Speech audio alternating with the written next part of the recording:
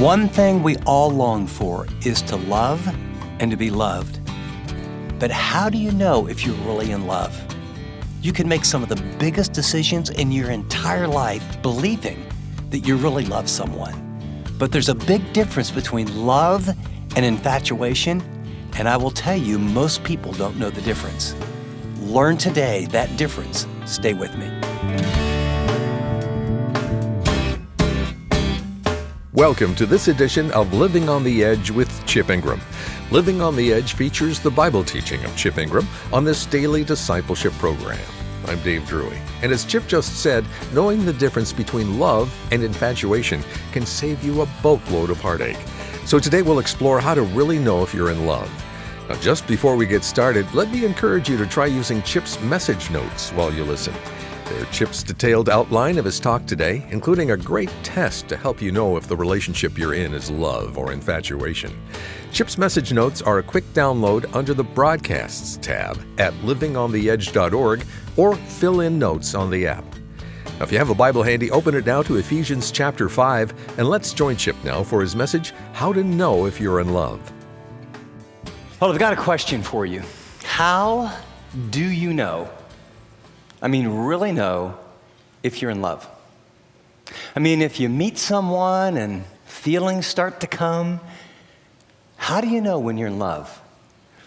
When you're dating and it's getting more and more serious, how do you know for sure? And then when you're married, and time and years and some things go by, how do you know if you're still in love? Well, love is a tricky business, and falling in love is even trickier. The ancients talked about falling in love, and they compared it to going insane. It's true.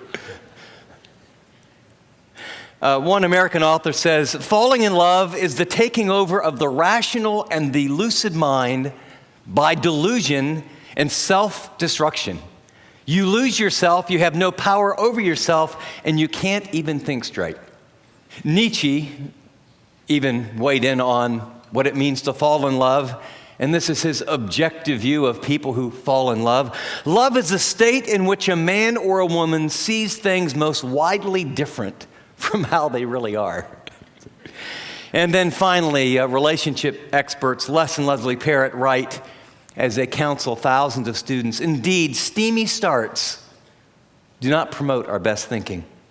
Intense emotions often block us from taking a careful and objective look at ourselves, the person that we're dating, and the relationship that we're forming together. Question I'd ask you is if we have this insatiable, internal, God-given drive to passionately find the right person, to connect with them at every level, spiritual, emotional, and physical, and then we want it to last and be great forever. Why is it when we fall in love, we make some of the poorest decisions that produce some of the most dysfunctional relationships and pain in all of our life? So you really need to understand if you're really in love. To do that, we're going to answer two questions, and then we're going to go on a quick little journey. Question number one is, you can never know if you're in love unless you define clearly what love is. We use love for I love pizza, I love the NFL, I love God, and I love you. Now, I'm not sure about that, but that can't all mean the same thing. So we've got to define what love really is. The second thing we need to do is we need to understand what's the difference between love and infatuation. We'll define both of those. If you are wrong, if you don't understand, if you're confused, boy, you're in for real pain. And so we're going to take actually a little test where you can know whether you're in love or whether you're just infatuated. And then I want to take the last portion of our time and I want to just talk about, well, how do you nurture love? Whether you're not in a relationship, whether you're dating and pretty serious, or whether you're married, how do you nurture the love that God wants in every area of your life? Question number one, let's ask and answer, so what is love? We use one very general word in English. There's about 4 in Greek. I want to deal with 3 of them. 3 very different definitions of love. In Greek, 3 different words. The first kind of love is called Eros love. This is a need-based love. It's a physical attraction. This love is necessary for a marriage to succeed. However, marriage cannot be sustained by Eros love alone. Can anyone think of an English word that remotely might come out of this Greek word Eros? Erotic. That's right, we said it out loud and in church. Okay? God wants married couples to have erotic love, to be passionate for one another physically. In fact, I'd ask you, if you will, to follow along as I read Proverbs chapter 5, verses 15 through 19. It's a maybe PG-13 passage. But so often we've, in Christian circles, not talked about sex the way God views it. And because of that, we have all these hang-ups. The wisest person who has ever lived, Solomon, wrote, "Drink water from your own cistern, running water from your own well. Should your springs overflow into the streets and your streams of water into the public square?" And he's talking about your sexuality. He says, "Let them be for yours alone," speaking about your wife or husband. "Never be to be shared with a stranger." And then speaking to the man, he says, "May your fountain be blessed, and may you rejoice in the wife of your youth, a loving doe, a graceful deer. May her breast satisfy you always. May you ever be captivated by her love." Depending on the text that you're using, that word captivated, it's literally intoxicated. It's these wild, passionate feelings that we have that God's given us that are one component part of love that really matter. It usually starts on the front end of relationships, and unless it's nurtured, pretty soon people think it's unimportant. It's a critical part of a loving marriage. Second aspect, because Eros does not keep love alive. If you think about building a fire, Eros is kind of like the paper and the little twigs, a little gasoline, and it flames up quickly and gets hot very quickly, but it doesn't keep you warm and it's not sustainable. The second type of love is phileo love. This is friendship love. The Bible uses the word companionship several times to describe a marriage relationship. Phileo love is a reciprocal or sharing love of activities, home, hobbies, games, objects in common, fellowship. We get our word. What's the city in America, the city of brotherly love? It's Philadelphia, right. Romans chapter 12 describes authentic community, and authentic community has to do with phileo, or best friends type of love. Eros love is you are passionate lovers with your life mate. Phileo love means you become best friends. And in Romans 12 it says, "Let love be sincere. Abhor what is evil. Be devoted to one another in brotherly love. Give preference to one another in honor. Not lagging behind in diligence, fervent in spirit, serving the Lord." And then it goes on to talk about, rejoicing in hope and persevering in prayer. It's talking about all these kind of relationships where you're devoted, loyal, friends, caring. This is grinding out life together. This is doing the bills together, but it's also taking walks and playing a board game. This is, walking around the mall when you really don't want to walk around the mall, but you do. This is watching a ball game and you're thinking, "I hate ball games, but my husband's into this." This is putting some popcorn on and watching an old movie and cuddling up close together. It's becoming best friends. Love has an Eros component. It has a phileo component, but it also has an agape component. This love is a giving love. This can be unilateral in that one loves even when the other doesn't respond as expected. It's a self-giving in meeting the real needs of the other person, with the purpose of helping that person become better, more mature, a godly individual. Agape love takes the initiative. It energizes the other two kinds of love. And agape love is characterized in 1 Corinthians chapter 13.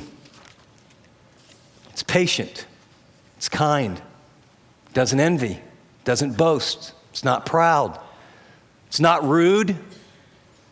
It's not self-seeking. It's not easily angered. It keeps no record of wrongs. It doesn't delight in evil, but rejoices with the truth. It always protects. Notice the word always. Always trusts. It always hopes.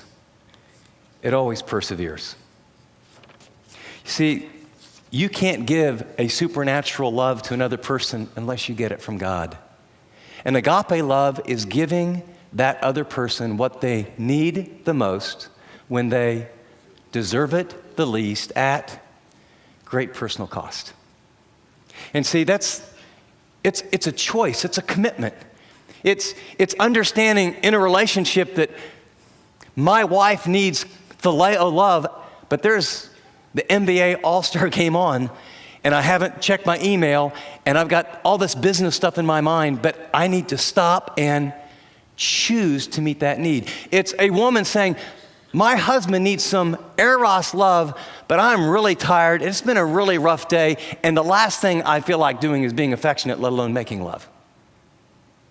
And there's a little moment that happens in a couple's relationship where, oh God, I don't have in and of me what I need to give to this person.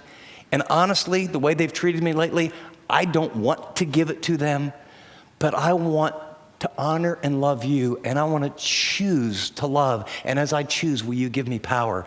And that is what produces this amazing relationship. But you've got to understand what love is. 3 types. A relationship that really works needs all 3. We're going to talk about how to nurture each one in just a minute. Second question we need to ask and answer is, what's the difference between love and infatuation? Well, we've said love biblically is 3 different things, but the fundamental aspect of love is it's a commitment, it's a choice. Infatuation is a strong, passionate feeling that comes through chemistry. In fact, I have a quote from Dr. Michael Leibowitz from the New York State of Psychiatric Institute. And they've done research that shows when passionate attraction occurs, a chemical substance called phenylethylamine is released in the brain, causing feelings of elation and excitement, along with a physical sensation such as lightheadedness, that's that tingling feeling, and a sense of being short of breath. So what you need to understand is when you're infatuated, when you're attracted, when those things start bubbling inside your head and your body, this isn't just, you having an illusion. It's real, it's chemical, it's physical. And it produces these amazing good feelings. It also produces, as we've talked earlier, about a drop of 30 to 40 points in your IQ. and when you're infatuated, you get these new glasses. And this is where Nietzsche says, you get these new glasses and you start perceiving things and life and people and priorities as far from reality as you'll ever do in your life. Now, there's a right time and a right way, and infatuation and those chemicals are a gift from God. You just need to know when to use them, why, and where. So here's what we're going to do. I've got 12 questions for you, and we're going to walk through and find out whether you're in love or infatuated. And as you're sitting there, you might just go down through, when I go through, and put an I or an L. Now, if you're dating someone really seriously right now, I suggest that you do not do that in writing. I suggest, maybe on your fingers, But for those of us that are married, I'd like you to think about, how am I viewing the relationship? When I see the difference between love and infatuated, am I in love? Ask yourself, what's the application in our relationship? So you ready to go? Test number 1 is the test of time. Love grows, and all growth requires time. By contrast, infatuation may come suddenly. The feelings, they just explode. You don't have to know the person. You can bump into the person. You're at a Bible study. You're at a coffee shop. You go to a meeting. It happens at work. Someone has sort of a bright colored something that they're wearing. He looks really handsome. The light shines through. And all of a sudden, these chemicals start. Real love takes time. Infatuation can just drop on you like boom. Second test, closely related, is the test of knowledge. Love grows out of an appraisal of all the known characteristics of the other person. In other words, to love someone, you need to know them. Who are they? What are their values? What are they like? Where do they come from? What matters to them? What are their priorities in life? What's their vision? Where are they headed? How do they treat other people? In other words, to love someone, you have to know them. By contrast, infatuation may arise from an acquaintance with only a few or one of these characteristics. I mean, you can know almost nothing about someone. In fact, I shared a little earlier when my roommate from college, he came in and said, I am in love. I said, wow, that's great. What's her name? He goes, I don't know. I don't know. No, what he's had an infatuation, chemicals go off in his mind. Doesn't mean it's bad, it's just not love. Third test is a test of focus. Love is other person centered. It is outgoing. It results in sharing. When you love someone, here's the shift. How do I help them? How do I encourage them? What do they need?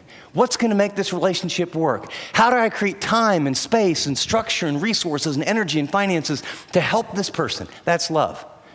By contrast, when you're infatuated, you get very self-focused. Now, if some of you will have to go back a few years, and others, you're living right in the middle of this, and maybe you have a roommate or you have a close friend, and someone has just met someone, and they're in the, what I call it, the gaga. Oh man, he is so cool, he is so hot, he is so handsome, he is so strong. When he turns his head, his chin is like this. It's just amazing. And I just feel this, I feel these feelings all over. It's just wonderful, right? Men have it, women have it. And so it goes like this, and your roommate goes, I'm going to go to work today because he works at work and he's 3 cubicles over. And what's going to happen? What do you think? Is this dress? Does this look good? And then she goes and changes it. No. What about this today? 7 outfits. Why? To go to work.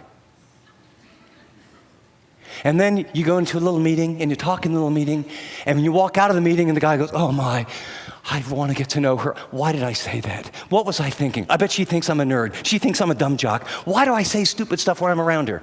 Where's the focus? Self, self, self. Me, me, me. When that's the focus, it's infatuation. The fourth test is a test of singularity. Genuine love is centered on only one person. An infatuated individual may be in love with 2 or more persons simultaneously. Now, there are times that as a pastor, you share illustrations and you try and be open and vulnerable. And there's some that you can only share that are way back in the rearview mirror, especially if you've been married over 30 years. And I didn't know any of this when I was kind of growing spiritually, but I had made a commitment. I was walking very closely with God, and it was kind of early 20s, and I thought I'm looking for that right person. And I'd been out of school for a year, and I was on one campus teaching high school, coaching a basketball team, and then doing a ministry on the weekends. And there was a girl about 3 hours away at another school that we were good friends, but I thought something might develop. I've been asked to play on this Christian team, and so guys from all over the United States, and then we played in every country all throughout South America. And so I'm thinking to myself, I really think I have feelings for this girl, and she's the right kind of girl, and nothing's official, but that's sort of in my mind, in my heart. And the first stop is the Dominican Republic. And we play a game, and then there's a girl there who's on a short-term mission trip. And, the chemicals went off in my brain. And so we went on a picnic the next day. And I can still remember, the red and white basket, and there were some trees, and it was beautiful. It's the Dominican Republic, and we had a little hour block. And after one picnic of 2.5 hours, I was like, oh my lands. Now I know why God put me on this team. I'm going to marry her. She's amazing. She's beautiful. We connect. She understands me like no one's ever understood me, after 2 hours. And I'm telling all the guys on the team, I am in love. This is amazing. I'm in love. And so, unfortunately, we're going to have to stay in contact, long distance relationship, because we go to the other countries in South America. We get to Quito, Ecuador. We play 2 or 3 games, and then we have a big meal, and there's a missionary's daughter. And I'll be darned, I fell in love again. And we had a little break, and we sat next to the same table, and then we talked, and we exchanged addresses, and, had a little window of time. We had a couple of meals together, and I just thought, oh my gosh, now what do I do? Because I think it was the girl in West Virginia, then it's the girl in the Dominican Republic, but now I really know who I'm in love, and God is amazing. He's filling my life, and until we went to Chile. And And we got to Santiago, Chile. This is a true story, and it's so embarrassing. It's embarrassing now. I'm thinking, this is awesome, you know? And so we get to Santiago, Chile, and the president of the federation there, and I came to think in all my travels that Chilean women were the most beautiful in the entire world. And I'm sitting across from the daughter of the president of the federation, and she's probably about my age. She has these dark eyes, unbelievable skin, these dark, long hair. She doesn't speak English, and all I can do is talk about food and, donde está el baño, and a little bit about the Lord, And we sit across from each other for like an hour and a half, and I can't even talk to her, but I find myself walking all afternoon the next day with her through the markets, and we can't even communicate, and I'm convinced she's the one. And now the guys on the team are just, it's ruthless. They're just ragging on me, and you're in love, I didn't understand the difference between love and infatuation. And by the way, it's a funny story. It's funny now. It was confusing then. But can I tell you, that's not just when you're dating. See, genuine love is singular. And see, here's what happens is when you get married, and then you have some kids, and then there's some pressure, and then there's some financial issues or some health issues, and that triangle of God that's agape and Eros and phileo, and parts of that isn't working too well. You need to understand that just because you're married, infatuation doesn't stop. The chemicals in your brain don't go, oh, you're married, we're not setting them off for you. They're just chemicals. There's just attraction. And so pretty soon you're married, and it's a difficult time right now. And that difficult time, some people don't look as pretty and so wonderful, and he's gained a few pounds, and pretty soon you go to work and someone is very responsive, and there's just something about, and there's a connection. And you believe the Hollywood model. Maybe I have the wrong person. Maybe this is my right mate. I've fallen out of love, now I'm falling in love. That perspective will destroy two families. And at best, it's going to last 6 weeks to 18 months. And you're going to wake up and realize you're the dumbest person on the face of the earth. What you needed to do was realize what real love was, realize the difference between love and infatuation. In fact, I had a guy recently call me from a far another state, and he's a very educated guy. He's a very committed Christian. And he says, I got a problem. I can't even talk to my pastor because I don't even know how to handle it. And he began to talk to me. I said, well, what's the deal, man? He said, there's someone at work, and we've not done anything. We're not involved physically at all. But all that stuff you talk about going on inside your head, now I just acted like it wasn't happening. I found myself wanting to be around this woman at work. I found myself talking to her in a different way. I can sense that she's probably on the same page. It's a difficult season at home. And it's, Chip, what do I do? I took a deep breath and I said, number one, it doesn't mean you're a bad person. It's pretty normal. Most people aren't this honest about it. And then let me give you Jesus advice on this, and it's the only way. He said, oh, great, what is it? I said, if your right hand causes you to sin, cut it off. And if your eye causes you to sin, poke it out. To which he said, thanks. And I said, look, you are on a collision course to destroy your life. That infatuation, it's real, there's chemistry. And then he talked about the relationship in the company and what he would have to do. I said, buddy, I got news for you. If you have to quit your job or sell your company to be righteous and have a family intact 5 years from now, it'll be the smallest sacrifice you ever made. How you doing? Do you see how important this is? Love or infatuation? You've been listening to part 1 of Chip's message, How to Know If You're in Love, from his series, Love, Sex, and Lasting Relationships. In these messages, Chip shares the candid truth about romance, sex the way God designed it, and true love. Because we long to love and be loved, this series will help you discover God's way to make a good match, grow in intimacy, and build a love that lasts a lifetime.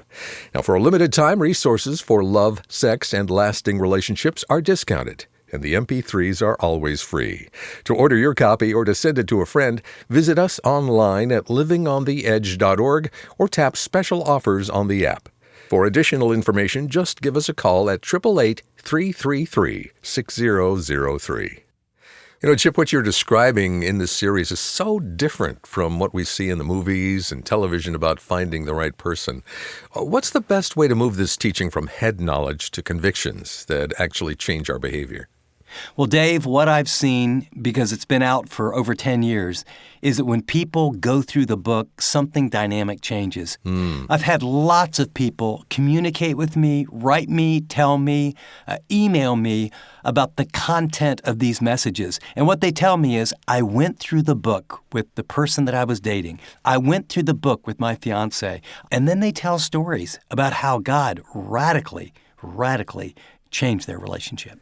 Can you be more specific? I've actually had some people say, I went through this and it made me see I'm not in love at all. I'm just infatuated. This book is available right now. It's an easy to read, and it answers the kind of questions. How do you know if you're really in love? What's the prerequisite for a great relationship? And then how do you find that right kind of person? I think this is one of the most important things that a single person can do right now, is have a game plan from God about love, sex, and lasting relationships. Love it. A plan that moves our intentions into action. Thanks, Chip. Well, for a limited time, all the series resources are discounted, including the book. It's our desire to get this resource into the hands of as many people as possible. So we hope you'll take advantage of the discounts today. Maybe get a copy for yourself to read with your kids or grandkids, and maybe one to give to a parent you know who could use a little help getting the conversation started with their kids. For all the details, visit us online at livingontheedge.org, tap special offers on the app, or give us a call at 888-333-6003. That's 888-333-6003. Well, now here's Chip with his application. Today, I want to help you ask and answer the question, am I really in love? And the first part is definitional, right? I covered that. Eros love. That's that sexual, passionate attraction. We talked about phileo love. That's that friendship, that family love. And then we talked about agape love. That's that supernatural, unconditional love where you just love the other person with no expectation in return. And that requires a supernatural work of God inside of you. Now, let me share a few delicate things and why it's important if you want your relationship to work. And I want to speak to married couples, okay? Very specifically to married couples. You have to base your relationship on agape love because you're married to a fallen person, right? Your husband can't come through for you all the time, and your wife can't come through for you all the time. But let me just get down to the nitty-gritty about how life works. And ladies, I'm going to be very direct. Please don't be offended. But some of you ladies, you feel like all your husband thinks about is sex. Between a man and a woman, we all have different desires, but the average man, there's certain exceptions, but the average man feels deeply loved by physical intimacy. And some of you women are thinking, man, what's with it? What doesn't he get? Because that's not how you experience love necessarily in the deepest way. And so to be able to have agape love and understand this is how my husband's wired, he's not weird, he's not abnormal. Now, guys, I've got something to say to you. Your wife feels deeply loved, certainly when you have intimate moments together, but the background of her feeling love is much more around phileo love. It's a long walk. It's talking about the kids. It's helping them in the homework. It's watching you empty the trash without being asked. It's, Kay, can I help out around the house? It's you thinking ahead.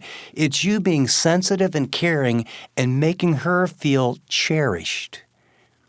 And I got to tell you, when it's 9:30 or 10 or wherever you go to bed, and you as a husband are wondering, my wife is not affectionate. She looks so beautiful, and you have these ideas, and you can't figure out why she has a headache. It's because you haven't cherished her. Agape love is giving another person what they need the most when they deserve it the least at great personal cost. So here's your assignment. We all want our marriages to be better, more spark, more love, more encouragement, more pizzazz, all right? Men, here's your job. Love your wife for the next 3 days with phileo love. Just choose to do it. I don't care. Don't fix anything. Just care, listen, take initiative, be available. And ladies, love your husbands with some Eros love. And what you'll experience is you being an instrument of God to love unconditionally in a way that makes sense to your mate. And you know, when one person in a relationship changes, it changes the relationship. Just before we close, I want to say thanks to those who make this program possible through your generous financial support. Your gifts help us create programs, purchase airtime, and develop additional resources to help Christians live like Christians. Now, if you've been blessed by the ministry of Living on the Edge, would you consider sending a gift today? You can call us at 888-333-6003, tap the donate button, or donate online at livingontheedge.org. Your support is greatly appreciated. Well, be sure to join us next time when Chip continues his series, Love, Sex, and Lasting Relationships. Until then, this is Dave Drury saying thanks for listening to this edition of Living on the Edge.